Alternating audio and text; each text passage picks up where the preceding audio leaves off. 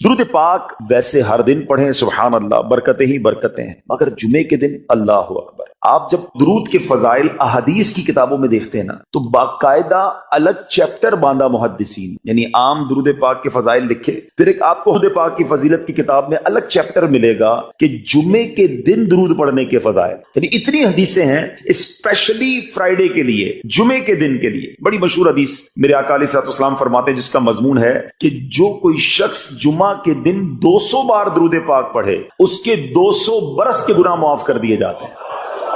اب یہ کتنی پیاری حدیث ہے۔ ایک اسی طرح کی حدیث یہ بیسیکلی کثرت سے بتانے کے لیے، انکریج کرنے کے لیے کہ درود اس دن زیادہ پڑھے جائیں، گناہوں کی معافی کا ایک ایسا سبحان اللہ سلسلہ ہے۔ ایک اور حدیث پاک ہے جس کا مضمون ہے جو جمعہ کے دن 80 بار درود پاک پڑھے اس کے 80 برس کے گناہ معاف کر دیے جائیں گے۔ تو یہ دن تو سبحان اللہ گناہ گاروں کی بن آتی ہے، گناہ گاروں کو موقع دیا جاتا ہے کہ پورے ہفتے میں اگر کوئی کمزوری رہ بھی گئی ہے تو اب جمعہ آ گیا ہے، اب درود پڑھ لو، اب تلاوت کر لو، اب دعائیں کر لو، اب اللہ سے رجوع لے آؤ۔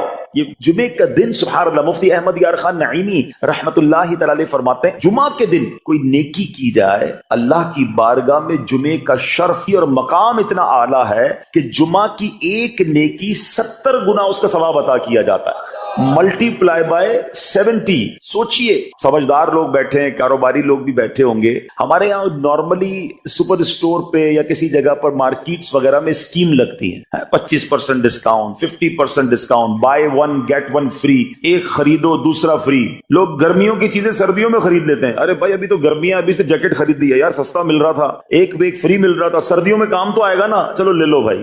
سردیوں میں گرمیوں کی چیزیں خرید رہے ہوتے ہیں، کیوں؟ سستا۔ ہم دنیا کے نفع کے لیے، دنیا کے بینیفٹ کے لیے ٹریول بھی کرتے ہیں، جا کر خرچ بھی کرتے ہیں۔ مجھے اچھی طرح یاد ہے افریقہ کے غالباً ایک ملک میں تھا تو بارڈرز ملے ہوئے ہوتے ہیں، ہم بارڈر ہم نے کراس کیا، ایک ملک کا جیسی بارڈر کراس کیا، بارڈر کراس کرتے ہی ایک بہت بڑا ویرانہ تھا لیکن بہت بڑا شاپنگ مال بنا ہوا اور گاڑیوں کی قطاریں۔ میں نے اسلامی بھائی سے پوچھا یار اس ویرانے میں اتنا بڑا شاپنگ مال اور اتنی گاڑیاں؟ تو انہوں نے وجہ بتائی، کیا بتائی؟ کہتے ہیں جس ملک کے بارڈر کے ساتھ یہ سٹور ہے نا، اس ملک میں ٹیکس ہے، یہ ملک ٹیکس فری ہے۔ اچھا، اس ملک نے اپنے بزنس کو چلانے کے لیے اپنے ملک کے اندر مال بنے ہوں گے، ایک اسپیشل مال یہاں بنا دیا تاکہ اس ملک والے سفر کر کے آئیں اور پورے مہینے کا سامان اس سٹور سے لے کے واپس چلے جائیں، صرف ٹیکس بچانے کے لیے ایک ایک مہینے کا سامان۔ اچھا، گاڑیوں کی لائنیں۔ اب بتاؤ یار، ہم دنیا کمانے کے لیے، سفر کرنے کے لیے تیار ہیں، نفع کمانے کے لیے وقت دینے کے لیے تیار ہیں۔ ہر جمعے اسکیم اناؤنس ہے، ایک نیکی کرو 70 گنا ثواب کماؤ گے۔ بتاؤ کیا ذہن ہونا چاہیے کہ یار بس جمعے کا دن تو قرآن پڑھوں گا، درود پڑھوں گا، صدقہ کروں گا۔ سبحان اللہ، ڈھونڈ ڈھونڈ کے ہمارے صحابہ علیہ رضوان ڈھونڈ ڈھونڈ کے نیک اعمال کرتے تھے کہ یہ بھی عمل کر لوں، یہ بھی کر لوں، اور جمعے کے دن اسپیشلی۔ تو اللہ کرے ذہن میں یہ بات بیٹھ جائے کہ میں نے جمعے کو زیادہ نیکیاں کرنا۔ اچھا، اب اس میں ایک اور مشورہ دیتا ہوں۔ مثال کے طور پہ آپ نے ذہن بنایا ہے کہ یار پیر والے دن جو ہے نا میں نے کسی مریض کی عیادت، رشتہ دار ہے وہاں جانا ہے، یا میں نے جناب سیٹرڈے یا سنڈے کوئی صدقہ خیرات کرنا ہے، کسی کی ہیلپ کرنی ہے۔ آپ نے کوئی نیکی پلان کی ہوئی ہے ہفتہ اتوار پیر منگل میں، تو کوشش کر کے اس کو جلدی کریں اور فرائیڈے میں کر لیں۔ ایک پوائنٹ آپ نے دیکھا، میں نے یہ نہیں کہا کہ اس کو اگلے جمعے کریں، ہاں ڈیلے نہ کریں، تھوڑا جلدی کر کے اس جمعے کو کریں تاکہ 70 گنا جو ہے وہ اس میں ثواب کما لوں، برکتیں حاصل کر لوں۔ تو اللہ کرے کہ میں اور آپ نیکیوں کے حریص بن جائیں۔ نیکیوں کی جو لالچ ہے نا، لالچ میں یہ بھی کر لوں، میں یہ بھی کر لوں، میں سجدہ بھی کروں، میں تلاوت بھی کروں، میں صدقہ بھی دوں، یہ تو نصیب والوں کو ملتا ہے۔ اور صحابہ کرام میں ہمیں نظر آتا تھا، پیچھے نہیں ہٹتے تھے صحابہ، ہمیں اعلان کیا جا رہا ہے کہ یہ موقع ہے، یہ نیکی ہے، اور پھر بھی کوئی نظر نہیں آتا۔ اللہ کرے کہ یہ جذبہ، کیونکہ یاد رکھو جس طرح کاروباری لوگ کہتے ہیں نا سیزن ہے نیکیاں کر لو، بالکل اسی طرح جب تک میری اور آپ کی سانسیں باقی ہیں نا، نیکیوں کا سیزن جاری ہے۔ جتنی نیکیاں کمانی ہے کما لو، یہ مائنڈ سیٹ بنا لو کہ یار پتہ نہیں کب مر جاؤں، اور نیکی اور نیکی۔ جس طرح پیسے کمانے کا ذہن ہوتا ہے نا، اللہ کرے اس سے زیادہ میرا اور آپ کا نیکیاں کمانے کا ذہن ہو جائے، یار تھوڑی اور نیکی کما لو، تھوڑی اور۔ مثال کے طور پہ آپ کہیں جا رہے ہیں، کسی نے کہا ذرا بیٹھیے 10 منٹ بعد وہ بھائی آئیں گے۔ اب ہم 10 منٹ کس طرح گزارتے ہیں؟ موبائل نکالا اور جناب دیکھنا، 10 منٹ کیا 15 منٹ بھی گزرتے ہیں پتہ نہیں چلے گا، لیکن یہ 15 منٹ میں کیا ملا؟ شاید گناہ ہی ملے ہوں گے، کیونکہ ہمارے موبائل میں تو بہت ساری چیزیں ایسی ہیں یا تو حرام دکھا دیتی ہیں یا حرام سنا دیتی ہیں۔ لیکن اگر اگر نیکیوں کا ذہن ہو تو بندہ سوچے یار 10 منٹ میں تو میں سورہ یاسین پڑھ سکتا ہوں، 10 قرآن کا ثواب ہے، موبائل میں قرآن پاک ڈاؤن لوڈ ہو، قرآن شریف نکالا اور یاسین شریف پڑھ لی، ویٹنگ ایریا کے اندر 10 قرآن کا ثواب کما لیا۔ اگر یہ مائنڈ سیٹ ہو، بندہ کہ یار اتنی دیر میں تو 100 بار درود پاک پڑھ لوں گا، اور آقا علیہ الصلوۃ والسلام فرماتے ہیں جو 100 بار درود پاک پڑھے اس کی دونوں آنکھوں کے درمیان لکھ دیا جاتا ہے کہ یہ بندہ دوزخ کی آگ اور نفاق سے بری ہے۔ 5 منٹ 10 منٹ میں اتنی نیکیاں کما سکتا، لیکن مائنڈ سیٹ ہی نہیں ہے، گھنٹوں ضائع کر دیں گے، نیکی کمانے کا ذہن نہیں بنتا۔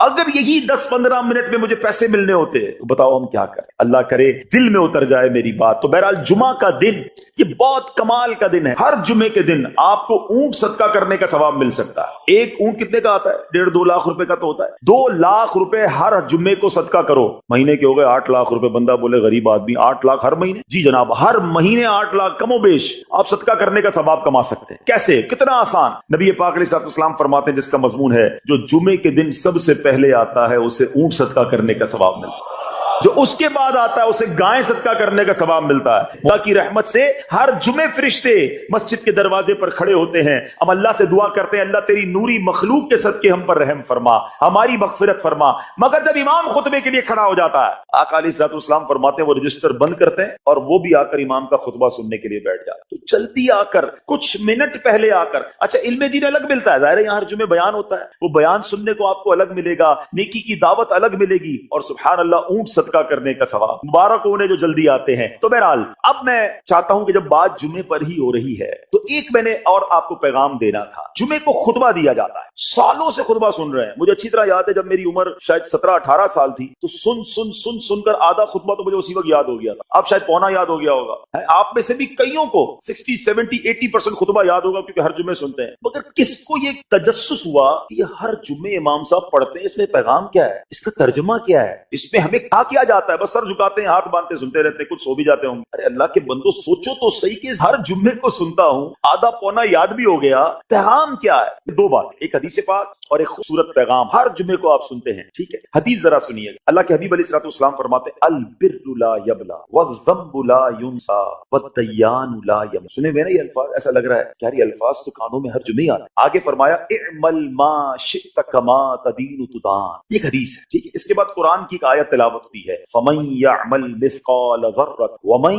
یعمل مثقال ذرۃ شرا یرہ۔ یہ کانوں نے کئی بار، کہوں کہ سینکڑوں بار سنے ہیں، دل ہلا دینے والا پیغام، بڑا سمجھانے والی بات ہے اس حدیث میں۔ البر لا یبلا، میرے آقا فرماتے ہیں نیکی پرانی نہیں ہوتی، کرتے جایا کرو، یہ نیکی تمہارے اکاؤنٹ میں جمع ہو رہی ہے۔ میں اور آپ بھول جائیں گے، میرا رب نہیں بھولتا، اس کے خزانے بڑے ہیں۔ جہاں نیکی پرانی نہیں ہوتی نا، اگلا جملہ سنو والذنب لا ینسا، گناہ بھلایا نہیں جاتا، میں اور آپ بھول گئے، افسوس یہ ہے۔ عجیب کہانی ہے، یہ تو ایک عجب الگ ٹاپک ہے کہ آج جس سے ملاقات کرو اس کو 15 سال 20 سال 25 سال پرانی نیکیاں یاد ہیں۔ لوگ ملتے ہیں کہتے ہیں 1990 میں حج کیا تھا، 95 میں عمرہ کیا، 2002 میں فلاں مسجد بنائی۔ آپ کی دعوت اسلامی کے قافلے میں بھی 2005 میں گیا تھا۔ ساری نیکیاں 15 20 سال پرانی یاد ہیں۔ گناہ کل جھوٹ بولا تھا یاد ہے، کل رات کو بدنگاہی ہو گئی تھی وہ یاد ہے، پرسوں غیبت کی تھی وہ یاد ہے، سالوں تو چھوڑو، ہم گھنٹے پہلے کا گناہ بھول جاتے ہیں۔ مگر حدیث ڈرا رہی ہے، سمجھا رہی ہے کہ دیکھو والذنب لا ینسا، گناہ بھلایا نہیں جاتا، تم بھول گئے ہو، اگر کہیں لکھا ہوا ہے جواب دینا ہے۔ اور آگے فرمایا والدیان لا یموت، فرمایا کہ جو فیصلہ کرنے والا ہے اسے موت نہیں آتی۔ اللہ کو موت نہیں آنی، میں اور آپ مر جائیں گے۔ جس نے ڈیسیشن لینا ہے، جس نے فیصلہ کرنا ہے، اسے موت نہیں آنی۔ پھر آگے فرمایا اعمل ما شئت کما تدین تدان، کر لے جو کرنا ہے، جیسی کرے گا۔ پھر قرآن کی یہ آیتیں سمجھا رہی من یعمل مثقال ذرۃ خیرا یرہ، جو ذرہ بھر نیکی کرے گا، بھلائی کرے گا، وہ دیکھے گا۔ ومن یعمل مثقال ذرۃ شرا یرہ، کہ جو ذرہ بھر برائی کرے گا۔ اتنا شاندار جمعے کا پیغام ہر جمعے خطبے میں دیا جاتا ہے۔ اللہ کرے یہ دل کی گہرائیوں میں اتر جائے، دروازہ بند کر کے، اندھیرا کر کے، اکیلے میں گناہ کرنے والا سوچے کہ ٹھیک ہے دنیا میں کوئی نہیں دیکھ رہا مگر میرا رب دیکھ رہا ہے، مجھے اس ذرہ بھر گناہ کا بھی جواب دینا پڑے گا۔ لوگ کہتے ہیں چھوٹی سی بات ہے یار، چھوٹا سا گناہ ہے، ٹھیک ہے چلتا ہے، سبھی تو کرتے ہیں۔ نہیں جناب، وہ نقطہ نواز ہے، وہ معاف کرنے پہ آئے تو 100 بندوں کے قاتل کو معاف کر دے، اور پکڑنے پہ آئے تو ایک نقطے پر پکڑ۔ ہمیں ڈرنا ہوگا، ہمیں خوف اپنے دل میں طاری کرنا ہوگا، کیونکہ یہ گناہ میری آخرت میں میری پکڑ کا سبب بن سکتا ہے۔ بالکل اسی طرح چھوٹی چھوٹی نیکیاں سمجھ کے چھوڑ دیتے ہیں، یار سنت غیر موقدہ ہی ہے نا، نفل ہی تو ہے نا، سنت ہی تو ہے نا، ٹھیک ہے درود پڑھنا چاہیے، نہیں پڑھا تو کوئی بات نہیں، ارے یار کون اجتماع میں جائے، کون درس میں بیٹھے، صدقہ دینا کوئی واجب تو نہیں، زکات تو پوری دیتا ہوں، چھوٹی چھوٹی نیکیاں سمجھ کر چھوڑتے ہو، ارے وہ تو کتے کو پانی پلانے والے کو اس سبب سے بخش دیا کرتا ہے، راستے سے پتھر ہٹانے والے کو بخش دیا کرتا ہے۔ فرمایا البر لا یبلا، نیکی پرانی نہیں ہوگی، کرتے جایا کرو۔ اللہ کرے کہ یہ ذہن بن جائے کہ بس میں زیادہ سے زیادہ کروں، تو لوگوں کے دلوں میں خوشی داخل کروں، مسلمانوں کی خیر خواہی۔ اس ایک ہی حدیث پر، ان آیتوں پر میں مزید بھی بہت بات کر سکتا ہوں، لیکن میں نے اشارہ دیا کہ ضرور اس پر توجہ۔ اور ایک شاندار پیغام ہر جمعے میں، ہم کیا شاندار پیغام ہے، الا لا ایمان لمن لا محبت۔ یاد ہے سب جمعے میں سنتے ہو نا، اور 3 بار کہتے ہیں امام صاحب، الا لا ایمان لمن لا محبت لا، الا لا ایمان لمن لا محبت۔ کبھی تو امام صاحب کو روکتے، حضور یہ ہر جمعے کو پڑھتے، بتائے تو اس میں ہے کیا؟ نہیں ہمیں کیا ضرورت ہے، بس جمعہ ہو گیا، ٹائم پورا ہو گیا، فرض پورا ہو گیا۔ ارے اللہ کے بندو سمجھو تو صحیح، اس میں میسج کیا ہے؟ اللہ اکبر، سنو اس کا مطلب کیا ہے، سنو، الا لا ایمان لمن لا محبت لا، سن لو اس کا ایمان نہیں جس کے دل میں نبی پاک سے محبت، ایمان ہی نہیں ہے۔ ارے جس دل میں نبی پاک سے محبت نہیں، اس کا ایمان ہی نہیں ہے۔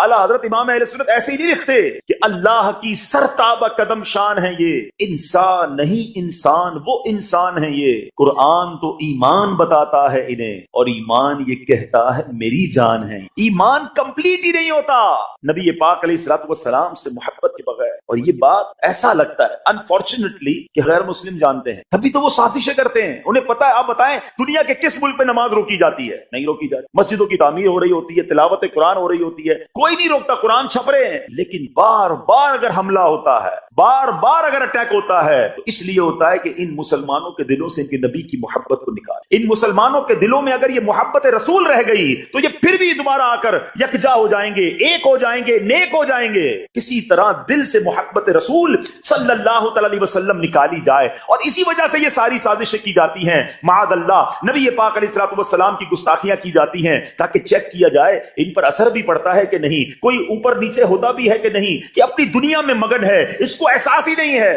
میٹھے اسلامی بھائیوں، دنیا کا دستور ہے جب کسی چیز کی ڈیفیشینسی ہو جائے نا تو اس کی ایفیشینسی بڑھائی جاتی ہے۔ مثال کے طور پہ کسی کے جناب جسم میں وٹامن ڈی کم ہو، ہم کیا کرتے ہیں، وٹامن ڈی کی ٹیبلٹس لے کر اس کو پھر بڑھاتے ہیں۔ کیلشیم کی کمی ہو، ڈاکٹر کہتا ہے بھائی تھوڑی کیلشیم کی دوائی پیو، تمہارے اندر کیلشیم کی کمی ہو رہی ہے۔ جب کسی چیز کی کمی کی جائے اس کو بڑھانے کی کوشش کی جاتی ہے۔ اگر یہ دنیا کے چند لوگوں کا یہ پلان ہے کہ مسلمانوں کے دلوں سے عشق رسول نکالو، تو اب میرا اور آپ کا کام یہ ہے کہ انشاءاللہ عشق رسول کو اب اضافہ کریں گے، اب نبی پاک کی محبت میں اور اضافہ کریں گے، سرور کائنات علیہ الصلوۃ والسلام کی محبت میں زندگی گزاریں گے، خود بھی سچے عاشق رسول بنے، اپنی نسلوں کو عاشق رسول بنائیں۔ اللہ سلامت رکھے میرے پیر و مرشد کو۔ 30 سال پہلے، یہ آج کل کا شعر نہیں ہے، اب بچپن سے یہ نعت سن رہے ہیں، کم و بیش 25-30 سال پہلے میرے مرشد نے کیا پیاری التجا پیش کی، اپنی نسلوں کے لیے کیا ہمیں پیغام دیا۔ کہتے میری آنے والی نسلیں تیرے عشق ہی میں مچلیں، میری آنے والی نسلیں تیرے عشق ہی میں مچلیں، انہیں نیک تم بنانا مدنی مدینے والے۔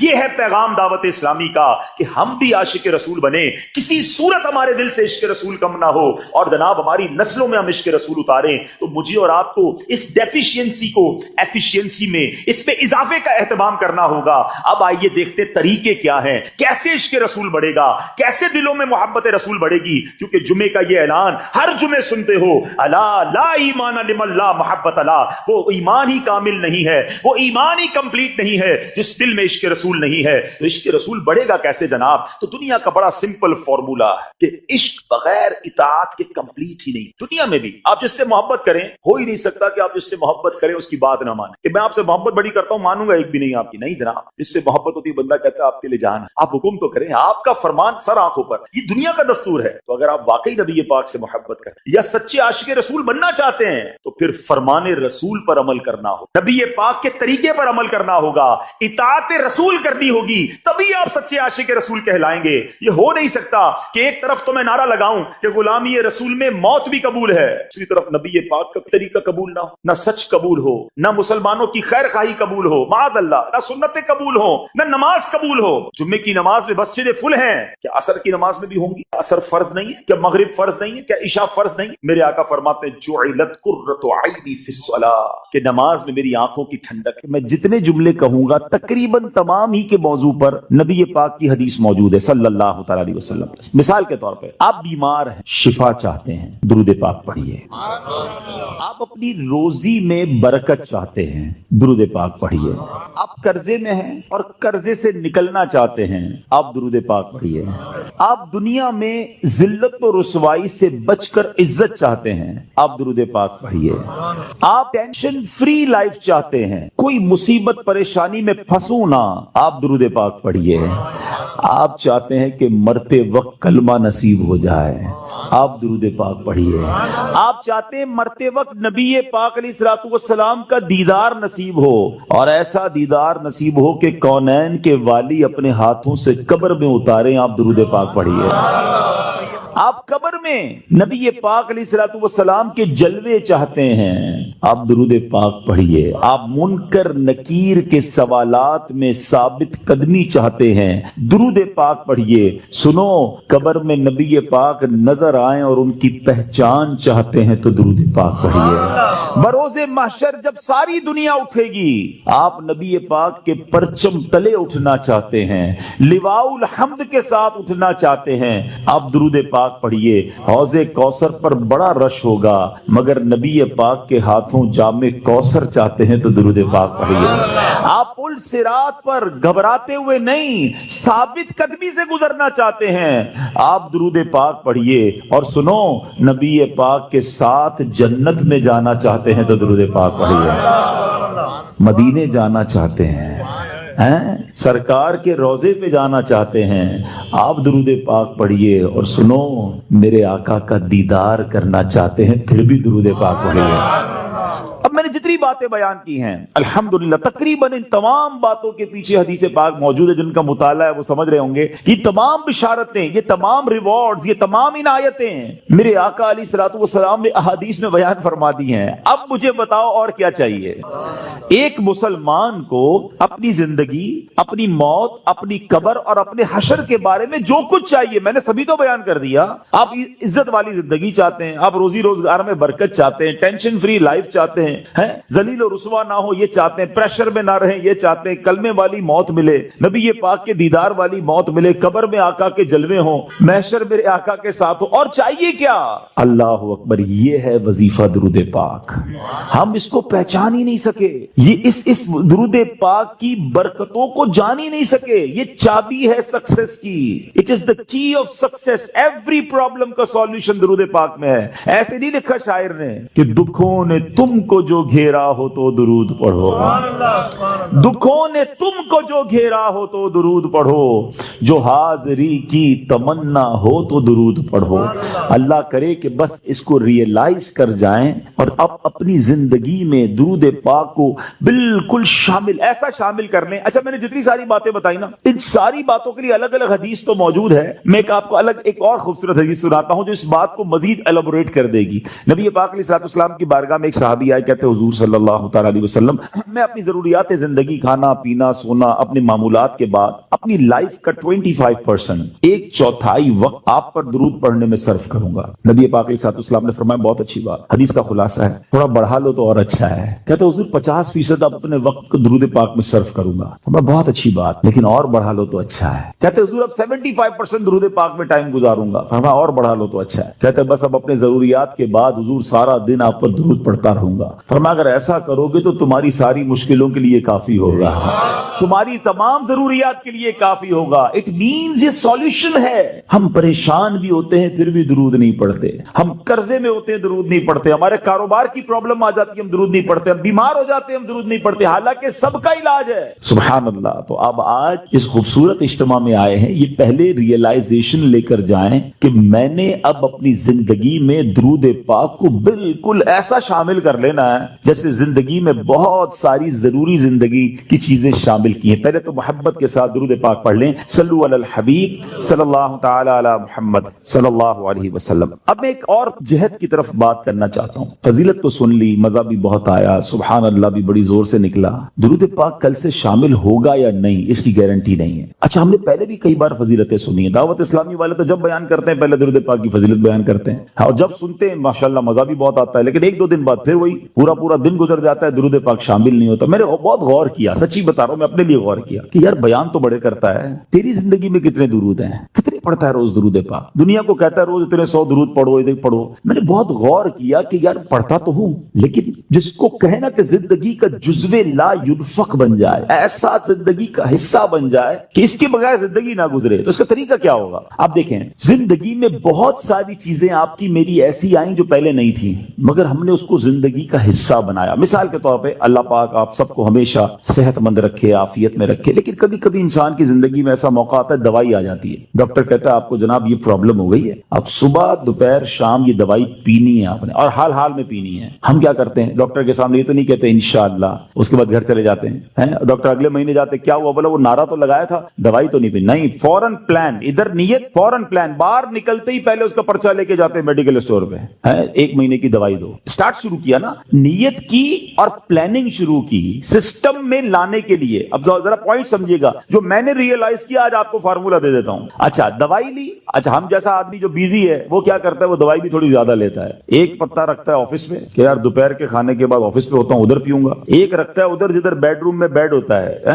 اور بچوں کو بھی، بچوں کی والدہ کو بھی کہہ دیا، اب آفس والوں کو بھی کہہ دیا بھائی یاد سے مجھے دوائی پلا دینا۔ سسٹم بنایا نا، اب آپ کی دوائی نہیں چھوٹ رہی ہے، آپ کی دوائی تینوں ٹائم ہو رہی ہے، لنچ میں بھی کھا رہے ہیں، ناشتے میں بھی کھا رہے ہیں، رات کو بھی کھا رہے ہیں۔ کیسے آ گئی؟ لائف میں تو نہیں تھی، انوالو کیا آپ نے، پلان کیا، اب یہ زندگی کا ایسا حصہ بنی کہ آپ دوائی نہیں بھول رہے ہیں۔ ایسی بہت ساری چیزیں ہیں۔ میں چاہتا ہوں میں درود بھی کبھی نہ بھولوں، میں روز درود پڑھوں، کیونکہ مر جاؤں گا تھوڑے دنوں میں، تھوڑی تو دن رہ گئے لائف کے، اگر یہ پڑھ کر نہ گیا، یہ ذکر و درود زبان پر نہ رہے، تو یہ ساری نیکیاں برکتیں جو سنتا ہوں کیسے ملیں گی مجھے؟ اب سسٹم کیسے بنے گا؟ اب میں نے جو اپنے لیے بنایا وہ اچھی نیت سے بتا دیتا ہوں۔ آپ سب سے پہلے اپنے ساتھ تسبیح رکھنا شروع کریں۔ تسبیح جو ہے نا، یہ زبان کی لگام ہے، یاد رکھیں، کوئی بھی تسبیح ہو آپ کے ساتھ ہونی چاہیے۔ اچھا، تسبیح بھی ایک نہ لیں، آپ تسبیح لیں 3-4، ایک رکھیں اپنی گاڑی میں، ایک رکھیں اپنے بیڈ روم میں جس جہاں بیٹھ لیٹتے نا اپنے ساتھ ادھر، ایک رکھیں اپنی آفس کی ٹیبل پر۔ یہ تسبیحاں آپ کو یاد دلائیں گی درود باقی ہے، ذکر باقی ہے، جدھر موقع ملے آپ کو کوئی کہنا یار 5 منٹ میں آتا ہوں، 5 منٹ میں موبائل نہ نکالیں اور براؤزنگ شروع نہ کر دیں، 5 منٹ میں نکالیں تسبیح اور آپ درود پڑھنا شروع کر دیں۔ وہ 5 منٹ میں بھر لیں، 10 منٹ میں آ جائے مسئلہ نہیں، میرے 100 درود ہو جائیں گے۔ آپ کو انتظار مہنگا نہیں لگے گا، آپ کو ویٹنگ ٹائم بور نہیں کرے گا، آپ کو پتہ اس نے انتظار کرایا، میرے نہ جانے کتنے گناہ معاف ہو چکے ہیں۔ ایک دوسرا فارمولا، اچھا کسی کو یہ نہ لگے میرا تسبیح کا کاروبار ہے، مولانا صاحب کنٹینر بک کر کے آئے اور آج جناب سب کو 4 تسبیح کا کہہ رہے ہیں، میرا کوئی تسبیح کا کاروبار نہیں بھائی، میں جو اللہ جانتے میری نیت کیا ہے کہ میری اور آپ کی لائف میں درود پاک ایک ایسا جز بن جائے کہ میرا کوئی دن نہ گزرے کثرت سے درود پڑھے بغیر۔ اچھا، پھر دوسرا کام ایک اور کر لیں، تقریباً سارے لوگ واک کرتے ہیں، اچھی بات ہے، صحت کے لیے کرنی چاہیے۔ جب بھی واک کریں نا، جس طرح جوتے پہنے بغیر واک نہیں کرتے نا، آپ نے شوز رکھے ہوتے ہیں واک کے، آپ تسبیح ضرور لیں، کھڑے ہو جائیں، نہیں میری تسبیح کہاں ہے، تسبیح لا کے دو۔ آپ وداؤٹ تسبیح واک نہ کریں، آپ بلیو کریں آدھا گھنٹہ واک کرو گے انشاءاللہ 1000 درود پاک ہو جائیں گے۔ آپ اس پہ اور بھی وظائف شامل کر لیں، کلمہ پاک کی تسبیح ایک پڑھوں گا، ایک سبحان اللہ و بحمدہ سبحان اللہ العظیم پڑھ لوں گا،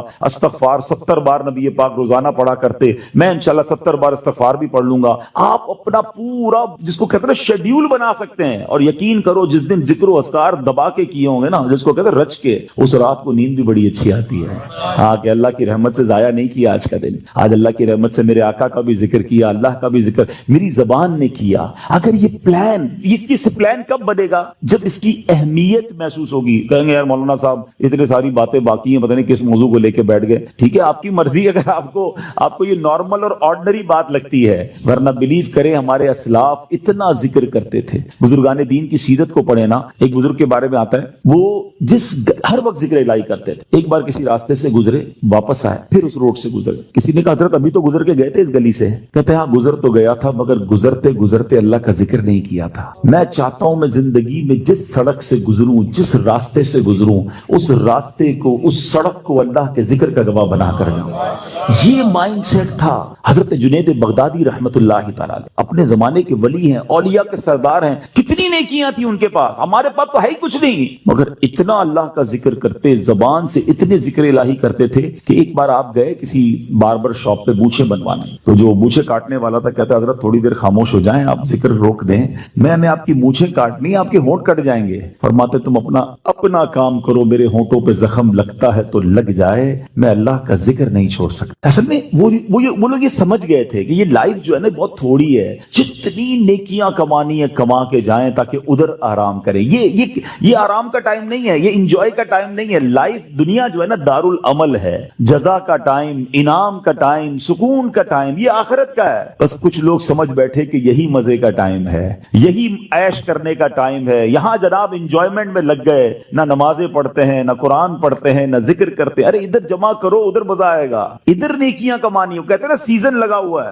لوگ کاروباری لوگ کہتے ہیں یار ان دنوں میں ہمارا بڑا سیزن ہے، ہم بہت کام کرتے ہیں، سیزن کے بعد پھر ریسٹ کریں گے۔ جب تک میری آپ کی سانسیں باقی ہیں نا، نیکیوں کا سیزن لگا ہوا ہے، کر لو جتنی نیکیاں کرنی ہے، نوافل پڑھیں، درود پڑھیں، ذکر کریں، حرام کاموں سے بچیں، تاکہ جب قبر میں جائیں نا، آپ کو پتہ ہے کچھ خوش نصیب ایسے ہوں گے جب وہ قبر میں جائیں گے تو ان کو فرشتوں کی طرف سے کیا ندا دی جائے گی، انعام پتہ ہے کیا دیا جائے گا؟ نم کا نومت العروس، سو جا کہ جیسے دلہن سوتی ہے، قبر کے اندر ایسے سکون سے سو جا بے فکر ہو کر، کیونکہ اب اللہ اس سے راضی ہے، وہ ایسی زندگی گزار کر آیا ہے۔ تو اللہ کرے میں اور آپ ایسی زندگی گزاریں۔ بزرگوں کا ایک قول ہے، کاش دل میں اتر جائے کہ زمین کے اوپر کام، زمین کے اندر آرام۔ اللہ زمین کے اوپر ایسا کام لے لے کہ جب زمین کے اندر جائے نا تو وہاں آرام کرے، ادھر مار پڑی تو کدھر جائیں گے؟ اللہ کرے دل میں اتر جائے میری بات۔ نیت کرتے ہیں ہم روز درود کثرت سے پڑھیں گے انشاءاللہ، میں بھی نیت کرتا ہوں، آپ بھی نیت کریں، اب ذکر و درود انشاءاللہ زبان پر جاری۔ رنج و غم مٹانے والے آقا رسول خدا احمد مجتبی صلی اللہ تعالی علیہ وآلہ وسلم نے فرمایا، جو مجھ پر ایک مرتبہ درود پاک پڑھے اللہ پاک اس پر 10 رحمتیں نازل فرمائے گا۔ جو مجھ پر 10 بار درود پاک پڑھے رب کریم اس پر 100 رحمتیں نازل فرمائے گا، اور جو مجھ پر 100 مرتبہ درود پاک پڑھے اللہ پاک اس کی دونوں آنکھوں کے درمیان لکھ دے گا کہ یہ بندہ منافقت اور جہنم کی آگ سے آزاد ہے۔ سبحان اللہ۔ نام حضرت پہ لاکھ بار درود، نام حضرت پر لاکھ بار درود، بے عدد اور بے شمار درود ہم کو پڑھنا خدا نصیب کرے، دم بدم اور بار بار درود۔ مومنوں آپ پر پڑھے جاؤ با ادب اور با وقار درود۔ جو محب نبی ہے اے کافی، جو محب نبی ہے اے کافی، چاہیے اس کو بار بار درود۔ ذرا غور کیجئے کہ 100 بار درود پاک پڑھنے میں وقت ہی کتنا لگتا ہے، انعام کتنا بڑا ہے کہ اس کی دونوں آنکھوں کے درمیان یہ لکھ دیا جاتا ہے کہ یہ بندہ منافقت اور جہنم کی آگ سے آزاد ہے۔ الصلاۃ والسلام علیک یا رسول اللہ، یہ بھی درود پاک ہے۔ صلی اللہ تعالی علی محمد صلی اللہ علیہ وسلم، یہ بھی درود پاک۔ آپ اگر شارٹ سے مختصر سے درود پاک پڑھنا شروع کریں تو غالباً 15 سے 20 منٹ میکسیمم آپ کے 100 درود پاک پورے ہو جائیں گے، اور انعام اتنا بڑا۔ میں چوٹ کرنے کے لیے کہتا ہوں، اگر ہمیں یہ کہا جائے کہ جناب 100 بار جو درود پاک پڑھے گا اس کو 10,000 روپے ملیں گے، بندہ کہے یار 15 منٹ میں 10,000 روپے، 1000 بار درود پاک پڑھے گا تو 1,00,000 روپے ملیں گے۔ سبحان اللہ۔ اب دنیا کا اگر کوئی انعام اعلان کر دیا جائے تو سارے لوگ اسے کرنے کے لیے تیار ہو جاتے ہیں۔ یہ آخرت کا کتنا بڑا انعام ہے، ہر درود پر 10 رحمتیں۔ آپ یقین کریں کروڑوں روپے خرچ کر کے بھی ایک رحمت نہیں خریدی جا سکتی۔ اللہ نہ چاہے جس پر رحمت، کون رحمت لے سکتا، مگر درود پاک سبحان اللہ ہر درود پر رحمتیں برس رہی ہیں۔ اس وقت جو حالات چل رہے ہیں، معاملات چل رہے ہیں، ہم سب چاہتے ہیں ہماری بھی حفاظت رہے، ہمارے بچوں کی، ہمارے کاروبار کی، ہمارے گھر بار کی حفاظت رہے، ہم سفر پر جائیں تو خیر سے جائیں، واپس بھی خیر سے آئیں۔ تو سبحان اللہ مجھے بتائیے جس پر رحمت الہی برستی رہے تو اس کی کیسی حفاظت ہو جائے گی؟ تو گھر سے نکلے تو درود پڑھیں، سفر میں درود پڑھیں، بچوں کو کہیں کہ وہ گھر پہ درود پاک پڑھیں، تو انشاءاللہ یہ سارا رحمتوں کا حصار جو ہے ہمارے ارد گرد رہے گا۔ اللہ مجھے بھی اور آپ کو بھی کثرت سے درود پاک پڑھنے کی توفیق عطا فرمائے۔ آئیے مل کر محبت کے ساتھ بآواز بلند درود پاک پڑھ لیں۔ صلو علی الحبیب صلی اللہ تعالی علی محمد صلی اللہ علیہ وسلم۔ نبی کی شان میں ہو جس قدر درود پڑھو، محبوں پاؤ گے جنت میں گھر درود پڑھو۔ ہزار درد کو یہ ایک دوا کفایت ہے، ہزار درد کو یہ ایک دوا کفایت ہے، جو پیش آئے ذرا بھی خطر درود پڑھو۔ ایک بار پھر درود پاک پڑھ لے۔ صلو علی الحبیب صلی اللہ تعالی علی محمد صلی اللہ علیہ وسلم۔ میرے پیارے اسلامی بھائیو، علامہ ابن حجر رحمت اللہ تعالی فرماتے ہیں درود پاک ایک نیکی نہیں ہے۔ سبحان اللہ، ہم درود پڑھتے بعضوں کا سمجھتے ہیں ایک نیکی کمالی، یہ کئی نیکیوں کا مجموعہ ہے۔ درود پڑھنے سے ایمان تازہ ہوتا ہے، یہ ایک نیکی۔ درود کی برکت سے نبی پاک علیہ السلام پر یقین بڑھتا ہے، یہ دوسری نیکی۔ درود پاک پڑھنے میں تعظیم مصطفیٰ ہے، ریسپیکٹ آف رسول اللہ صلی اللہ علیہ وسلم ہے، یہ تیسری نیکی۔ درود پاک پڑھنے سے آخرت پر ایمان پکا ہوتا ہے، یہ چوتھی نیکی۔ درود پاک میں نبی پاک علیہ السلام کے احسانات کا ذکر ہے، یہ پانچویں نیکی۔ اور درود پاک میں نیکوں کے سردار مکی مدنی تاجدار صلی اللہ تعالی علیہ وسلم کا ذکر ہے، اور نیکوں کے ذکر پر رحمت اترتی ہے، یہ چھٹی نیکی ہے۔ آئے ہائے، نیکیوں کا انبار لگ جاتا ہے اگر بندہ درود پاک پڑھنے والا بن جائے۔ اللہ مجھے اور آپ کو کثرت سے درود پاک پڑھنے کی توفیق عطا فرمائے۔ ایک بار پھر درود پاک، صلو علی الحبیب صلی اللہ تعالی علی محمد صلی اللہ علیہ وسلم۔ ایک واقعہ بڑا مشہور واقعہ ہے اور قرآنی واقعہ ہے۔ ابراہیم علیہ السلام اس کی بات نہیں مانتے تھے، وہ اللہ وحدہ لا شریک کی بات کرتے تھے۔ نمرود خدائی کا دعویٰ کرتا تھا۔ بڑے طویل واقعات ہیں کہ کس طرح نمرود کے دربار میں رہ کر حضرت ابراہیم نے حق کی دعوت دی۔ نمرود نے کہا کہ میں خدا ہوں، تو آپ نے فرمایا خدا تو وہ ہے جو زندہ کرتا ہے۔ تو نمرود نے کیا کیا، ایک بندہ جس کو سزائے موت سنا دی گئی تھی اس کو جیل سے نکال کے رہا کر دیا، کہا دیکھو میں نے بھی زندہ کر دیا، اس کی تو موت لکھی ہوئی تھی نا، سزائے موت ہو گئی تھی، میں نے اس کو فارغ کر دیا۔ آپ نے فرمایا اللہ تو وہ ہے جو موت دیتا ہے۔ تو اس نے ایک عام بندے کو پکڑا اور اس کو قتل کا حکم دے دیا، اس کو مار دیا، کہا کہ موت تو میں بھی دیتا ہوں۔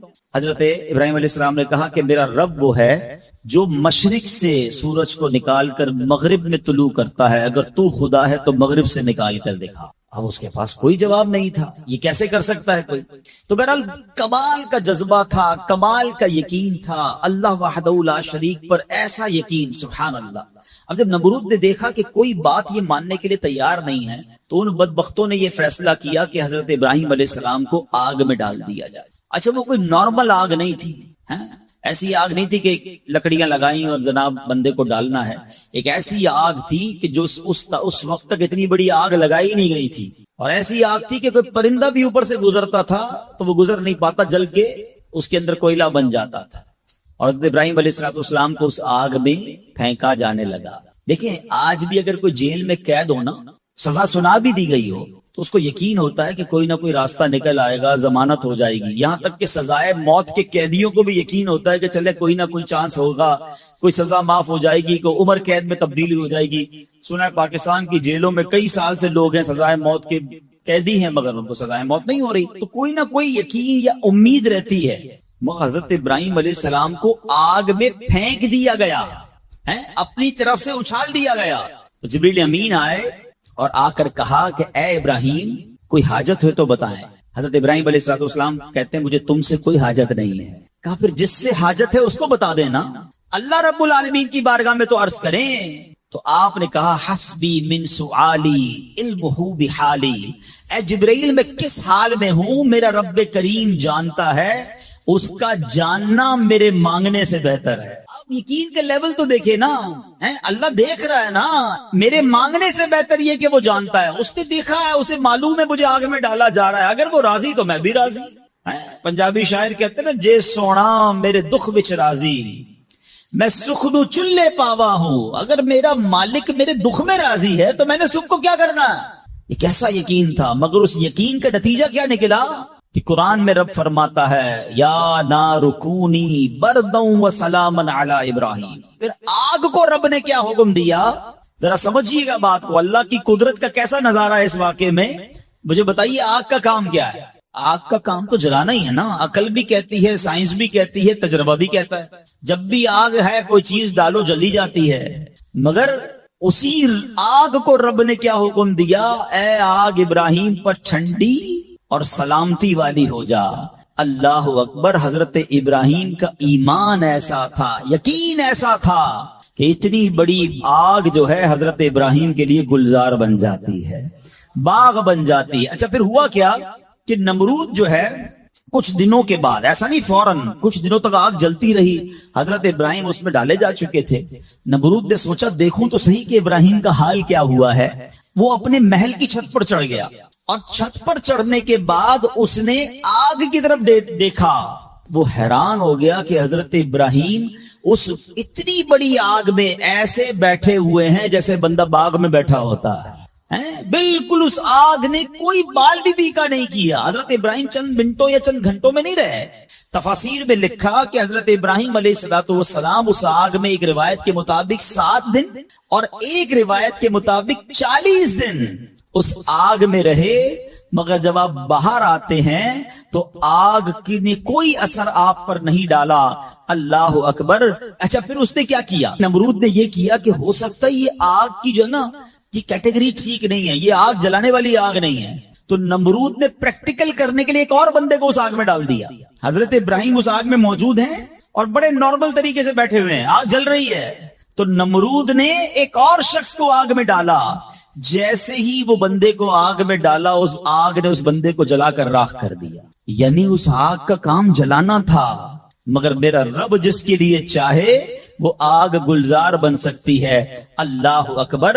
آپ علیہ الصلوۃ والسلام کا جب یہ معجزہ لوگوں نے دیکھا تو کئی لوگ کلمہ پڑھ کر مسلمان ہو گئے. مگر نمرود کے نصیب میں ایمان نہیں تھا. لیکن اس واقعے سے سیکھنے کو کیا ملا، یقین، بلیف، اللہ پر بھروسہ. اور اگر رب پر بھروسہ ہونا تو ایسے کام آج بھی اپنی آنکھوں سے ہم دیکھ سکتے ہیں. ہاں شاعر مشرق کہتے ہیں نا، اگر آج بھی ہو ابراہیم سا ایمان پیدا، there is only one condition، ایمان وہ چاہیے، یقین وہ چاہیے. اگر آج بھی ہو کیسا ایمان، ابراہیم سا ایمان پیدا، آگ کر سکتی ہے انداز گلستان پیدا. آج بھی غموں کی آگ باغ بنے گی، آج بھی آپ کی مشکلوں کی آگ باغ بنے گی. مگر پرابلم یہ ہے کہ یہ بھروسہ کہاں ہے، وہ یقین کہاں ہے اللہ پر. ڈگمگا گئے ہم لوگ، ہمارے یقین اور بھروسے ہل گئے ہیں. اللہ اکبر. آئیے ایک اور واقعہ سنتے. حضرت ابو مسلم خولانی رحمت اللہ تعالی علیہ، ان کو امت کا حکیم کہا جاتا تھا. بڑے کمال کی شخصیت اور بڑے عقل مند اور دانا تھے. آپ کے دور میں آپ یمن میں رہتے تھے اور آپ تابعی بزرگ ہیں. تابعی کس کو کہتے ہیں؟ جس نے کسی صحابی کو ایمان کی حالت میں دیکھا ہو اور اس کا خاتمہ بھی ایمان پر ہی ہوا ہو. تابعی، سبحان اللہ. وہ تابعی بزرگ تھے، یمن میں رہتے تھے. آپ کے دور میں ایک شخص تھا اسود انسی. اس بندے نے معاذ اللہ نبوت کا جھوٹا دعویٰ کر دیا اور ایک دن زبردستی آپ کو اپنے پاس بلایا اور پوچھا کہ کیا تم گواہی دیتے ہو کہ محمد صلی اللہ تعالی علیہ وسلم اللہ کے رسول ہیں؟ کہا ہاں بالکل، میرے آقا علیہ السلام اللہ کے نبی ہیں، سچے نبی ہیں، وہ میرے آقا ہیں، میں ان پر ایمان رکھتا ہوں. تو پھر وہ کہتا اچھا یہ گواہی دیتے ہو کہ میں بھی اللہ کا رسول ہوں؟ حضرت ابو مسلم خولانی کہتے ہیں کہ میں نے نہیں سنا تم کیا کہتے ہو، یعنی سنا ہی نہیں اس کی بات، سنی انسنی کر دی.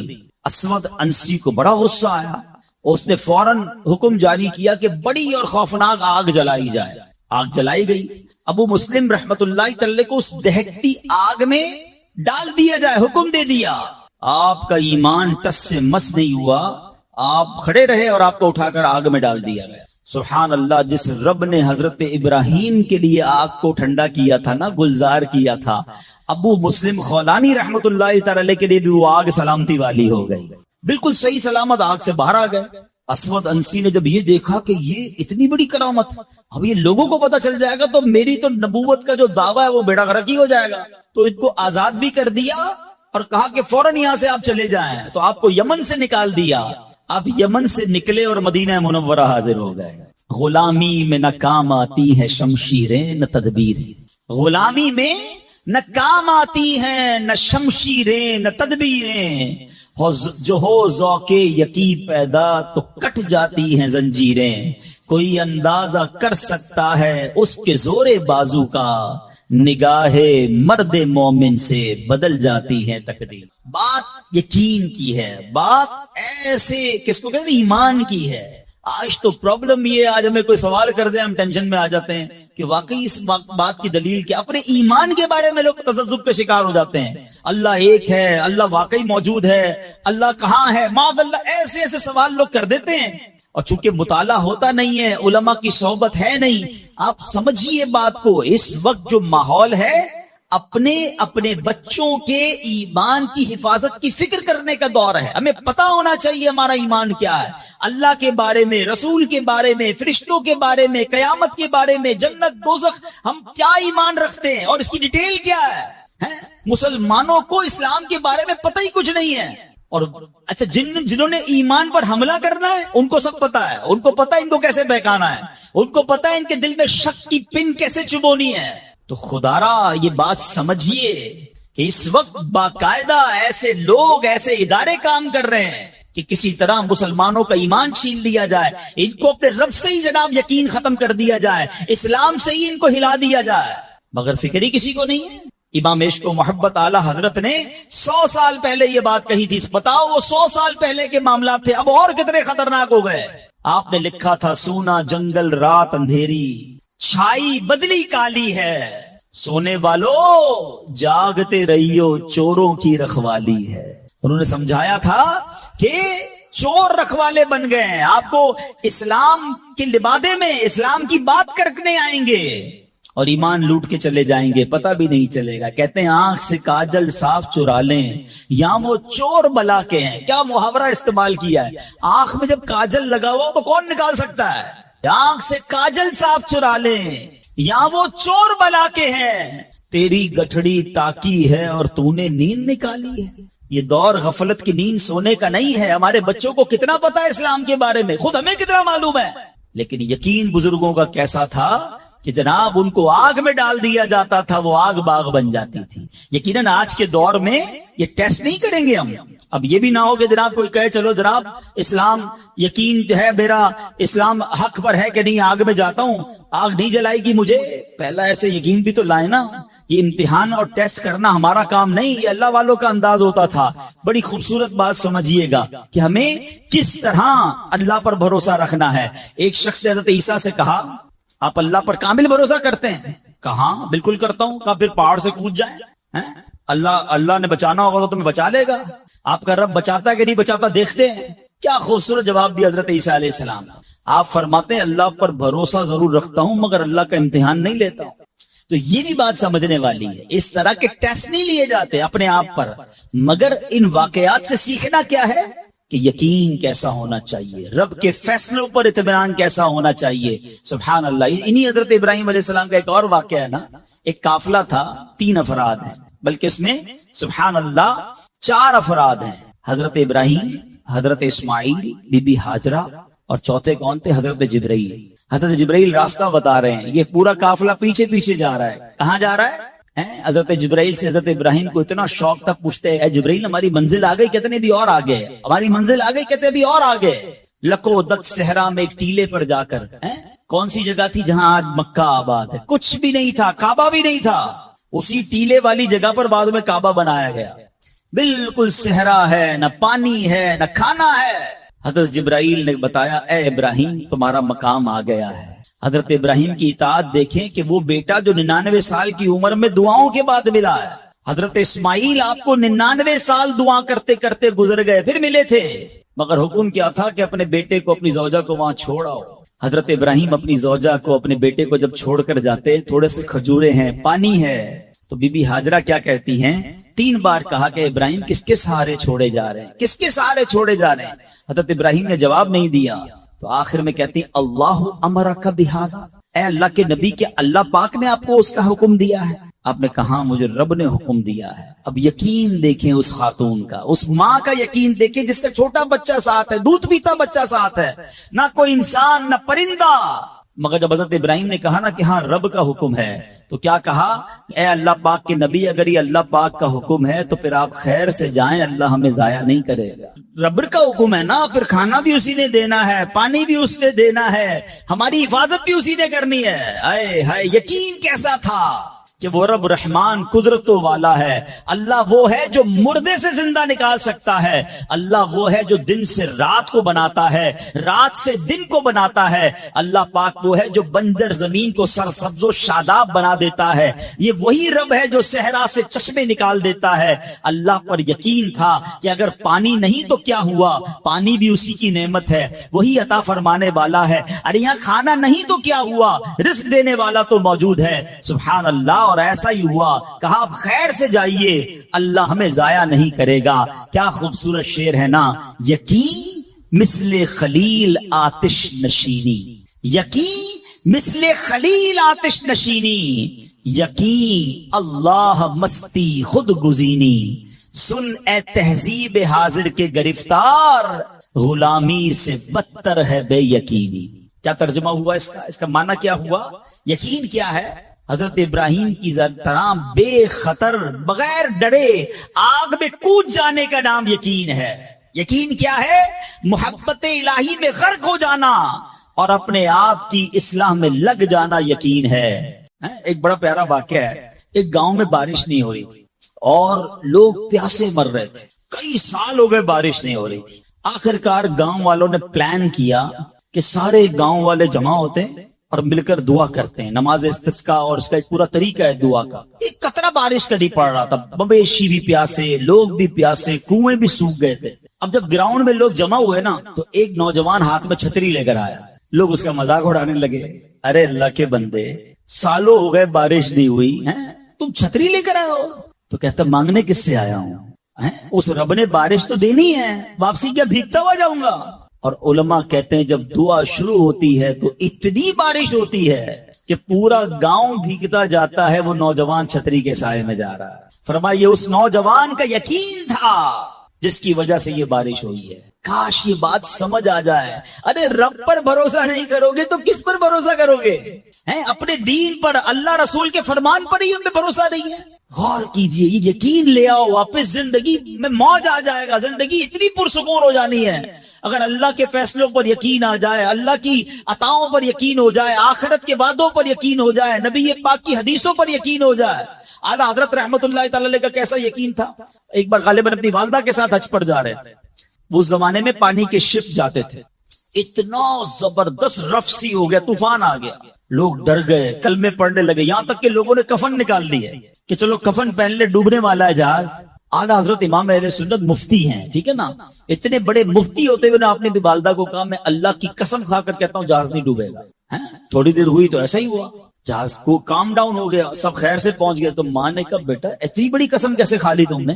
کمرے نبی پاک علیہ الصلوۃ والسلام کا فرمان سنا ہے, جو کشتی میں بیٹھ کر یہ دعا پڑھ لے, بسم اللہ مجریہا و مرساہا ان ربی لغفور رحیم, کو کشتی نہیں ڈوبے گی. میں اللہ کی قسم کھا کے کہتا ہوں کہ میرے نبی نے فرمایا نا, وہ یقین تھا. ہم کتنی بار دعا پڑھتے ہیں مگر دعا پڑھ کے بھی کہتے ہیں پتہ نہیں قبول ہوگی نہیں ہوگی, پڑھ لیتے ہیں. یہ والی چیز نکال دیں. وظیفے ہمارے کیوں نہیں لگتے؟ لوگ کہتے ہیں وظیفہ پڑھ رہا ہوں مسئلہ نہیں ہو رہا, تعویذ لیا پھر بھی مسئلہ. تعویذ پہنتے وقت بھی خیال ہی ہوتا ہے چلو یار پہن لیتے ہیں, پتہ نہیں ہونا ہے نہیں ہو تو کچھ نہیں ہونا. وظیفہ پڑھ لیں اور کہہ رہے پتہ نہیں ہو, پہلے یقین لائیں. اچھا ڈاکٹر بھی یہی کہتے ہیں, یہ صرف اب یہ وظائف اور ان چیزوں میں نہیں, آپ اگر ڈاکٹر پر بھی یقین نہ رکھیں نا کہ یار اس کی دوائی پتہ نہیں کام کرتی ہے نہیں کرتی, کیونکہ بہت ساری چیزوں کے پیچھے یقین, ول پاور. بڑا خوبصورت جملہ میں نے کتاب میں پڑھا تھا کہ جو لوگ کہتے ہیں یہ ہو جائے گا ان سے ہو جاتا ہے, جو لوگ کہتے ہیں یہ نہیں ہوگا ان سے نہیں ہوتا ہے. کاش یہ بات سمجھ آ جائے آپ کو, ہو جائے گا, اب کر لو گے. بڑے بڑے کام لوگ کر جاتے ہیں, میں کر لوں گا انشاءاللہ, پتہ نہیں ہوگا نہیں ہوگا, ٹرائی کر لیتا ہوں, پہلے ہی سمجھ لو نہیں ہوگا. اندر حوصلہ تو لائیں نا, یقین تو لائیں. اگر رب پر ہی بھروسہ نہیں ہوگا تو ہم کدھر جائیں گے؟ اب ذرا سنیے گا, امیر علیہ سنت نے ایک بڑا پیارا واقعہ اپنے رسالے میں لکھا کہ ایک ڈاکوؤں کا گروہ جو تھا डकैती के लिए एक जगह पहुंचा, तो वहां खजूर के 3 दरख्त थे। एक दरख्त खुश्क था, यानी उसमें फल नहीं लगे हुए थे, दूसरा दरख्त फलदार था। तो डाकुओं का सरदार ने देखा कि एक चिड़िया जो है वो फलदार दरख्त से उड़ती है, खुश्क दरख्त पर जाती है, वापस फलदार दरख्त पे आती है, फिर खुश्क दरख्त पर जाती है। तो उसने कहा चक्कर लगाई जा रही है, कोई माजरा है। तो उसने गौर से देखा तो क्या देखा कि वो चिड़िया जो है वो फलदार दरख्त से जो है वो खजूर लेती है, और जब खुश्क दरख्त पर जाती है तो वहां एक अंधा सांप मुंह खोले बैठा है। वो चिड़िया जाकर उसके मुंह में खजूर डाल के आती है, फिर दोबारा जाती है खजूर लाकर फिर उस सांप के मुंह में डालती है। वो जब डाकुओं ने देखा तो वो तो हैरान हो गया, रोने लग गया कि ए अल्लाह पाक, ये वो जानवर है सांप जिसको मारने का हुक्म तेरे प्यारे हबीब अलैहिस्सलाम ने दिया है, क्योंकि ये मुसलमानों को तकलीफ पहुंचाता है। मगर तूने जब इसकी आंखें ली तो इसकी रिस्क का इंतजाम कर दिया और एक चिड़िया की ड्यूटी लगा दी कि वो जाकर इसको खाना पहुंचाए। तो मैं तो अशरफुल मखलूकात हूं, मैं तेरे बंदों को लूट रहा हूं, ए अल्लाह तू मेरी तौबा कबूल फरमा, मैं आइंदा ऐसा नहीं करूंगा। ये रोने लगा, अब ये सोच रहा है सुभान अल्लाह। तो अल्लाह अकबर, गैब से आवाज आई कि ए फलां, मेरी तौबा का दरवाजा खुला हुआ है। डाकू कहता है या अल्लाह मैंने तौबा की। फिर गैब से आवाज आई हमने तेरी तौबा कबूल कर ली।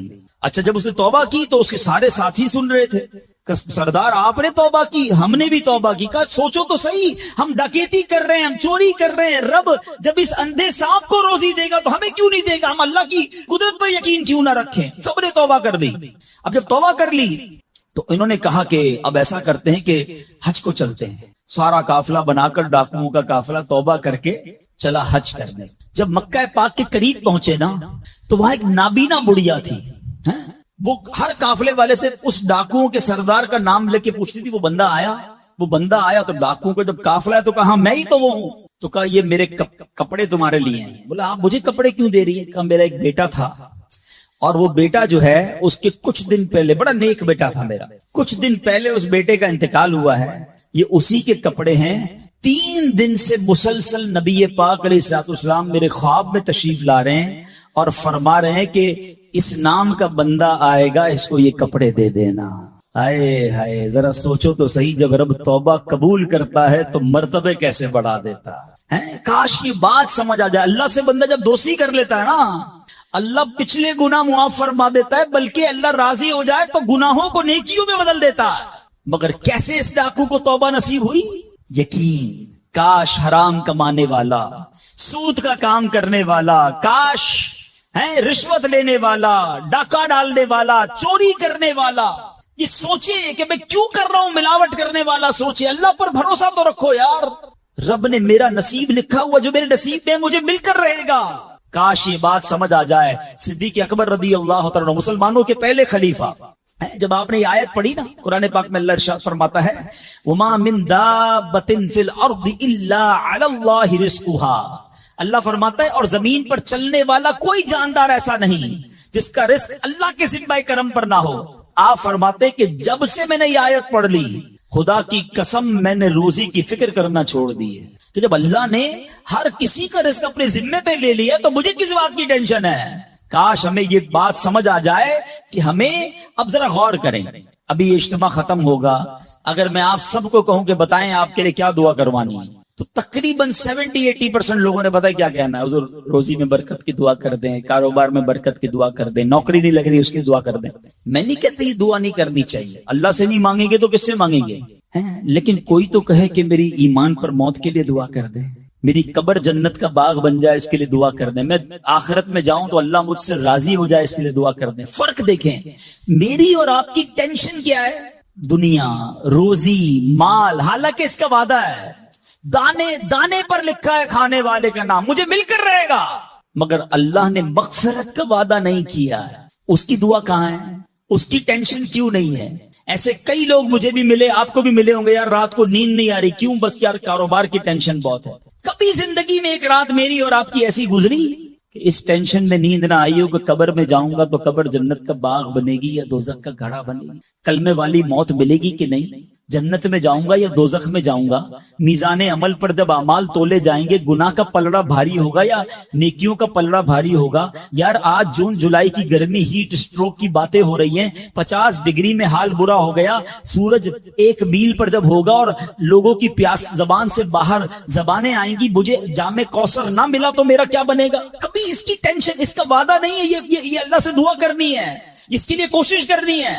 ساری زندگی ایک ہی ٹینشن، چھوٹا گھر ہے تو بڑا کرنا ہے، کاروبار کو وسیع کرنا ہے، اور آمدنی، اور میں نہیں کہتا دعا نہ کریں، کوشش نہ کریں، خدا نہ خواستہ اس کا کوئی یہ مطلب نہ لے کہ چلو بھائی اب تو اللہ نے اپنے ذمہ کرم پر لے لیا تو اب کوئی کام کاج نہیں کرنا۔ نہیں، دنیا عالم اسباب ہے، اسباب کا کشکول لے کر بارگاہ الہی میں جانا ہے اور توکل والے انداز میں دعا کرنی ہے، تو اپنی رحمت کے سمندر سے ہمارے اسباب کے کشکول میں وہ ہماری روزی عطا فرمائے گا۔ اسباب اختیار ضرور کرنے، مگر اسی فکر میں زندگی تو برباد نہ کر دینا کہ سارا صبح سے لے کر شام تک ایک ہی ٹینشن۔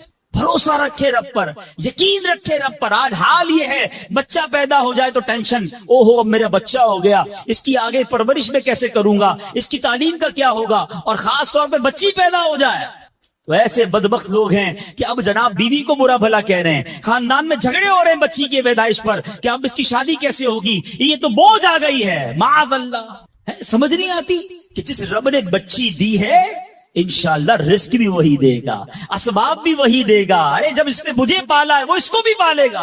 کیا خوبصورت بات علماء نے لکھی، جو رب ہاتھی کو من اور چونٹی کو کن دے سکتا ہے وہ مجھے بھی میرا رزق عطا فرمائے گا۔ آپ ذرا سوچیں تو صحیح، کس کو رزق دیتا ہے؟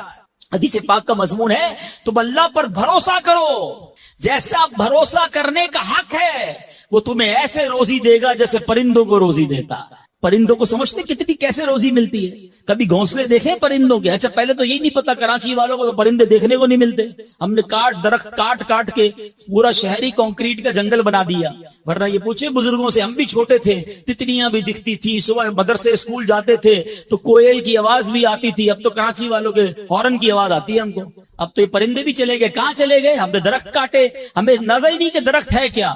آج گاڑی پارک کرنے کے لیے ہر بندہ درخت کا سایہ ڈھونڈ رہا ہے مگر درخت لگاتا نہیں ہے۔ کاش یہ بات سمجھ آ جائے کہ جتنے درخت لگتے جائیں گے شہر یا ملک خوشگوار بھی ہوگا، موسم بھی کول ڈاؤن ہو جائے گا۔ یہ جو آج ہم کہتے ہیں نا اتنی گرمی بڑھتی جا رہی ہے، اس کی ایک بڑی وجہ یہ ہے، یہ میرا موضوع نہیں ہے، لیکن جو موسم کا تغیرات، کلائمیٹ ڈس آرڈر ہے، کاش یہ بات سمجھ آئے کہ پلانٹیشن نہیں ہم کر رہے، ہم پودے نہیں لگاتے بلکہ پودے کاٹ دیتے ہیں۔ کتنے درخت کاٹے، کتنے جنگل ختم کر دیے ہم نے۔ الحمدللہ دعوت اسلامی کا شعبہ FGRF، ہم اب پلانٹیشن ہم کرتے چلے جا رہے ہیں، 30 لاکھ پودے لگائے، مگر یہ تھوڑے ہیں۔ کاش میری یہ بات لوگ سن رہے ہوں کہ اگر آپ نے اپنے آنے والی نسلوں کو خوشگوار موسم دینا ہے، اچھے حالات دینے ہیں، ٹھنڈی چھاؤں دینی ہے، آکسیجن کی فیکٹریاں دینی ہیں، تو ہم سب کو کم از کم ایک پودا لگانا چاہیے۔ 24 کروڑ پاکستانی سب صرف ایک پودا لگائیں اور اس پودے کو درخت بنائیں، صرف پودے کو بچے کی طرح پالیں۔ آپ یقین کریں ہمارا ملک ایک پورا ملکی باغ بن جائے گا۔ تو اب ذرا سوچیں کہ ہمیں یہ بات سمجھنی ہے کہ یہ گھونسلے، یہ جو حدیث میں سنا رہا تھا بات کہاں سے چلی کہ اللہ پرندوں کو کیسے رزق دیتا ہے۔ آپ کو پتا پرندے کتنے؟ ایک تحقیق کے مطابق اس دنیا میں جتنے انسان ہوتے ہیں نا، ملٹی پلائی بائی 10 جانور ہوتے ہیں۔ اگر 800 کروڑ انسان ہیں، 8 ارب کے قریب آبادی ہو گئی دنیا کی، 800 کروڑ، 8 ارب، تو آپ سمجھو کہ 80 ارب جانور ہیں دنیا میں، اور کہا جاتا ہے ملٹی پلائی بائی 10 کریں اس کو تو کتنے پرندے ہوتے ہیں، یعنی اس کا مطلب 800 ارب کم و بیش پرندے ہیں دنیا میں۔ آپ نے پرندوں کے گھونسلے دیکھے کبھی؟ یہ جب گھر سے صبح اڑتے ہیں نا اپنے گھونسلے سے، سب کے پیٹ خالی ہوتے ہیں، گھونسلے میں کوئی کبڈ نہیں ہوتی ہے، کوئی شام کا دوسرے دن کا چارہ نہیں ہوتا ہے، بچے چھوٹے چھوٹے چھوڑ کر جاتے ہیں، مگر یہ 800 ارب پرندے جب شام کو گھونسلے میں آتے ہیں اللہ سب کو رزق دے چکا ہوتا ہے۔ کوئی پرندہ دنیا میں بھوکا نہیں سوتا۔ کیا خوبصورت بات، سمجھو اس کا مزہ لو نا۔ رب ہاتھی کو من دیتا ہے، اس کو ہاتھی کو کتنا کھانا چاہیے؟ دنیا میں کتنے ہاتھی ہوں گے، اس کو روز کے منو کھانا مل جاتا ہے، اور چونٹی کو کن چاہیے ہوتا ہے چھوٹا سا، وہ رب اس کو کن بھی دے دیتا ہے، پرندوں کو روزی دے دیتا ہے۔ اور جو اشرف المخلوقات ہیں وہ ٹینشن کھا رہے ہیں، وہ کبھی بلڈ پریشر کی گولی، تو کبھی شوگر کی گولی، کبھی ڈاکٹر کے پاس، ٹینشن بہت ہے ڈاکٹر صاحب 2 سال بعد کیا ہوگا، مارکیٹ ڈاؤن۔ ارے بھائی تب سب چیزوں کا وعدہ ہے، اور تم اس ٹینشن میں رہ گئے. ارے یہ کوشش کرنی تھی تو آخرت کی کرنی تھی, اللہ کو راضی کرنے کی کرنی تھی. لیکن ان تمام باتوں کے باوجود, جیسے میں نے کہا نا کہ چھوڑنا نہیں ہے کام کاج. کچھ بے وقوف لوگ یہ سمجھ رہے ہوتے ہیں ایسا نہیں ہوگا. بڑی خوبصورت ایک بات اور کر دوں کہ اللہ پر بھروسہ کیسا کرنا ہے. ایک صوفی بزرگ شیخ سعدی لکھتے ہیں کہ ایک شخص تھا, گھر سے محنت مزدوری کے لیے کام کاج کے لیے نکلا.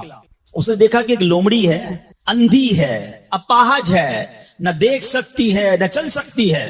وہ حیران ہو گیا, ہاتھ پیر بھی نہیں, آنکھیں بھی نہیں, یہ لومڑی کھاتی کہاں سے ہے, چیک کرتا ہوں. تھوڑی دیر بیٹھا تو ایک شیر آیا. شیر نے کہیں سے شکار کیا تھا, وہ اپنا شکار لومڑی کے آگے ڈال دیا. اندھی لومڑی, اس نے جو کھانا تک کھایا باقی شیر لے کے چلا گیا. اس نے کہا کمال ہے جناب, اپاہج لومڑی کو رب رزق دیتا ہے تو مجھے کیا ضرورت ہے نوکری کرنے کی, مجھے کیا ضرورت ہے کام کاج کرنے کی. جا کے بیٹھ گیا مسجد میں, 3 دن ذکر کرتا رہا, عبادت کرتا رہا, ایک دانہ کھانے کو نہیں ملا.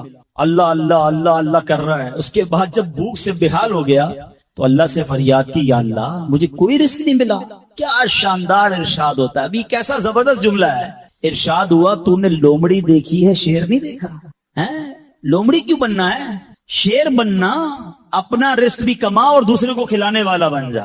کچھ لوگ سمجھتے مجھے کوئی اور کھلا ہے, اب میرا بھائی کما رہا ہے, میں گھر میں بیٹھا مزے کرتا رہا ہوں. نہیں, فرمایا ایک بلکہ واقعہ آتا ہے, ایک بزرگ کے بارے میں آتا ہے. ایک شخص گیا, کہا میں نمازیں پڑھ رہا ہوں, عبادت کرتا ہوں, میرا بھائی مجھے سپورٹ کرتا ہے, وہ روزی کماتا ہے. فرمایا تیرا بھائی تجھ سے زیادہ افضل ہے. اللہ کو یہ پسند ہے کہ بندہ اپنے ہاتھ سے کمائے, کسی پہ ڈیپینڈیبل نہ رہے, کسی پر بوجھ نہ رہے. یہ شریعت کو محمود ہے. کوشش کرنی ہے, پھر اس کے بعد اللہ پر چھوڑ دینا ہے. کوشش سے انکار نہیں ہے, مگر صرف کوشش کرتے کرتے نمازیں بھی جا رہی ہیں, بھروسہ بھی رب پہ جا رہا ہے, یقین بھی ختم ہو رہا ہے, صبح سے شام مال کما رہا ہے, یہ پسندیدہ نہیں ہے. تو ان دونوں چیزوں میں فرق کرنا ہے اور اللہ پر یقین رکھنا ہے. پھر دیکھیں انشاءاللہ کیسے دنیا اور آخرت کی برکتیں ملتی ہیں. تو بہرحال میرے پیارے اسلامی بھائیوں, کاش یقین مل جائے تو پھر دیکھیں یقین کیسے کام بناتا ہے. امام حسن بصری نے ایک حدیث پاک بیان کی. آپ فرماتے ہیں, حدیث سنیے گا. پیارے آقا علیہ الصلوۃ والسلام فرماتے ہیں, لوگوں کو اس دنیا میں سب سے بہترین چیز یقین اور عافیت عطا کی گئی ہے. لہذا اللہ پاک سے ان دونوں چیزوں کا سوال کیا کرو. اللہ سے یقین مانگے اور اللہ سے عافیت مانگے. امام حسن بصری جب حدیث پاک بیان کی نا تو فرمایا, رسول اکرم علیہ الصلوۃ والسلام نے سچ فرمایا, یقین ہی کی برکت سے جنت ملتی ہے, یقین ہی کی برکت سے آدمی جہنم سے دور بھاگتا ہے, یقین ہی کی برکت سے فرائض پورے ادا کرتا ہے, یقین ہی کی برکت سے آدمی ایمان پر ثابت قدم رہتا ہے, اور عافیت میں بڑی بھلائی رکھ دی گئی ہے. اے کاش ہمیں یقین ملے, ہمیں عافیت ملے.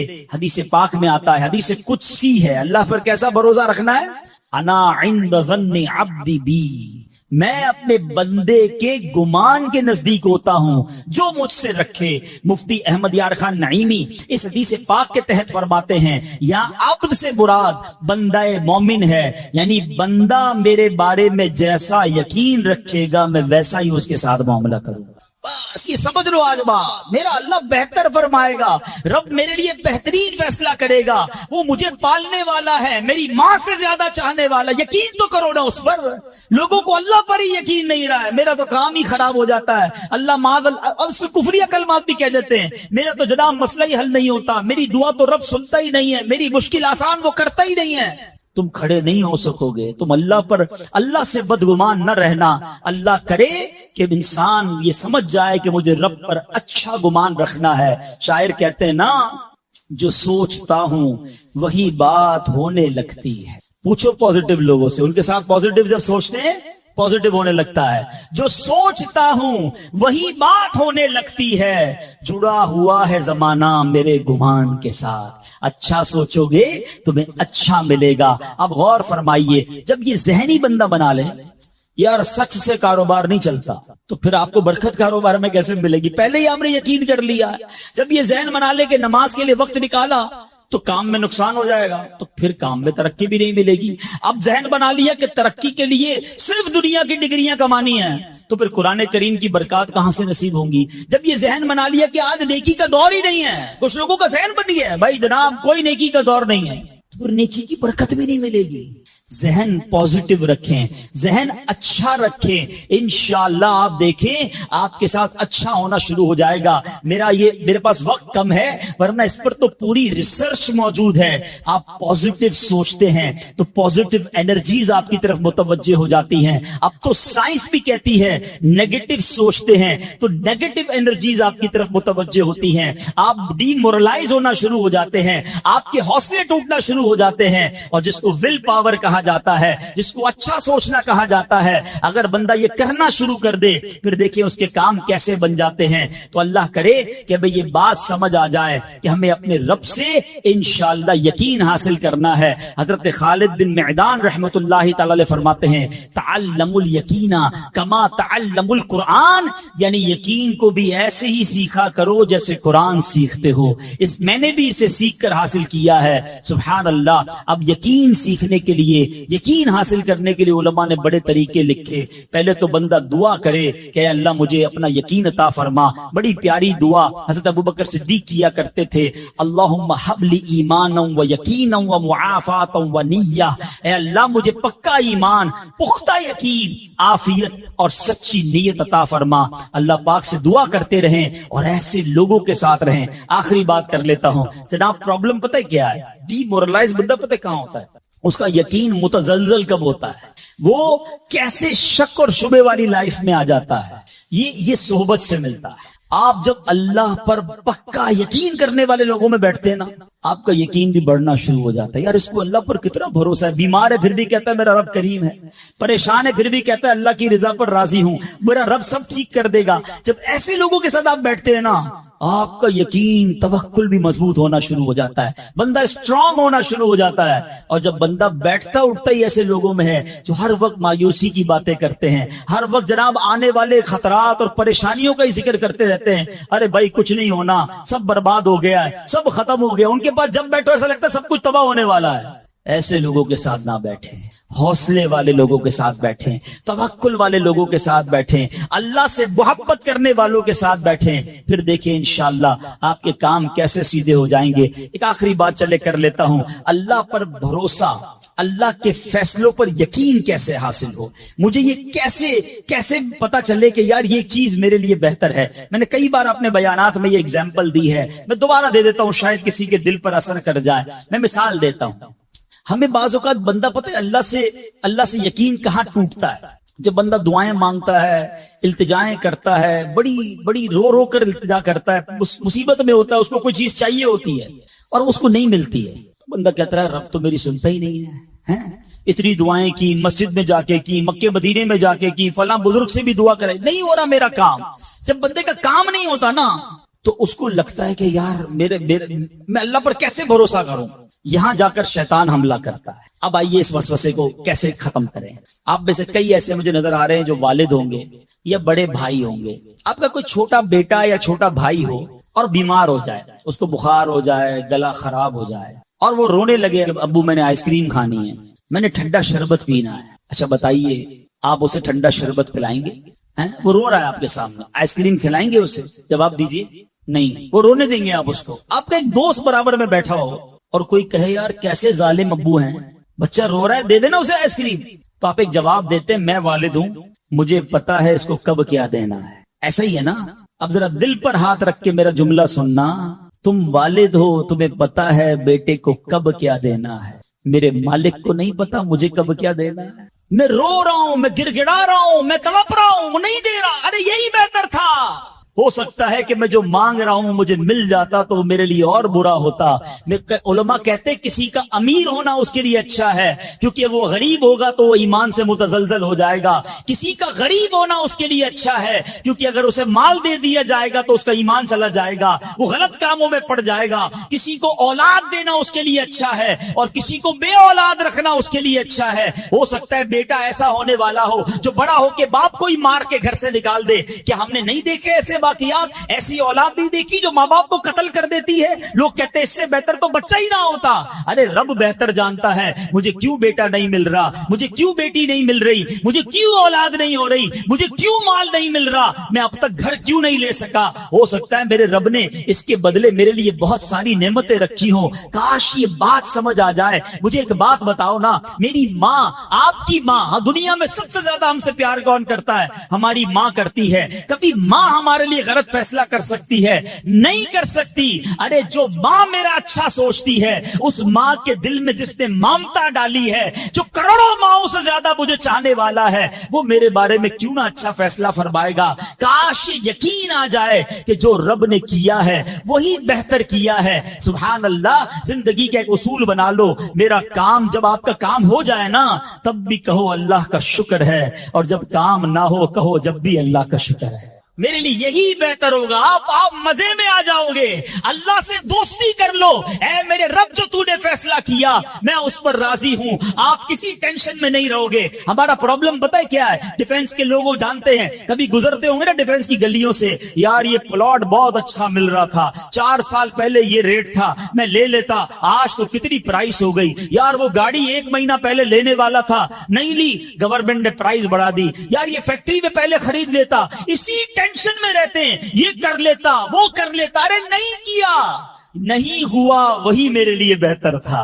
جو رب نے دیا وہی میرے لیے بہتر ہے. خدا کی قسم, جس دن اللہ پر بھروسہ سیکھ لیا, رب سے دوستی کر لی, رب کے فیصلوں پر اطمینان تمہیں حاصل ہو گیا, زندگی کے بہت سارے غم ختم ہو جائیں گے. جو بھی ہوگا وہ رب کی طرف سے ہے.